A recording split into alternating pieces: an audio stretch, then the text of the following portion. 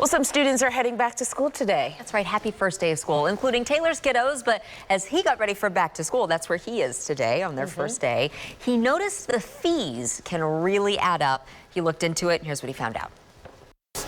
It is back to school time, which is right up there with the holidays as a very expensive time of year for families with children. You're already buying supplies and new clothes and shoes and backpacks, but you also likely have a fair amount of school required fees for your students. Trust me, I get it. I have 3 boys, and this year their fees added up to almost $600. I've paid some, but not all of them just yet.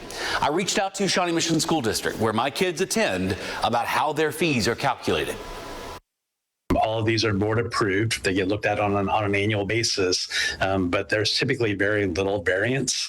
This is something that we try to keep as flat as possible so that year after year, families aren't burdened with this either confusion of last year I paid this year I paid this, or a sticker shock that, there's this huge 10% increase. That's not how we operate.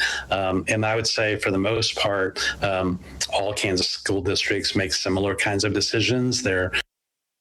So just for the sake of conversation here, I'm going to share with you the fees issued for just my oldest son, who's going into his freshman year of high school. I've got them pulled up here. I want to go through just a couple with you. I'm not going to go line by line. One of them, last year's fees, that Apple repair at the top. Make sure you've got everything taken care of from the previous school year. That's because my son lost his charger for his school-issued laptop, so we got that $58 repair fee. Next, the instructional resources, line 2 there, $100. Potter told me this is not necessarily for the hardware your kids get, the laptops and the iPads, but for the software and licensing fees the school pays for use in those devices during instruction.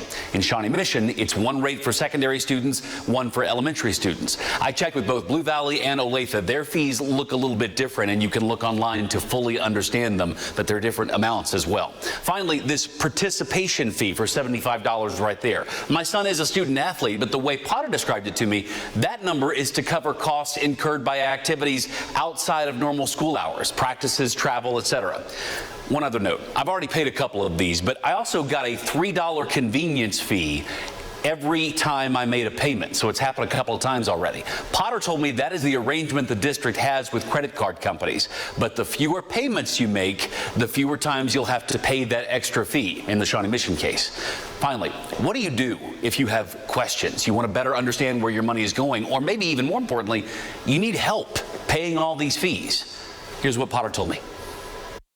Our business office contact is located on our website, smsd.org. If you didn't want to do it at the district level, you could certainly talk to the building secretary at your individual building and just be transparent.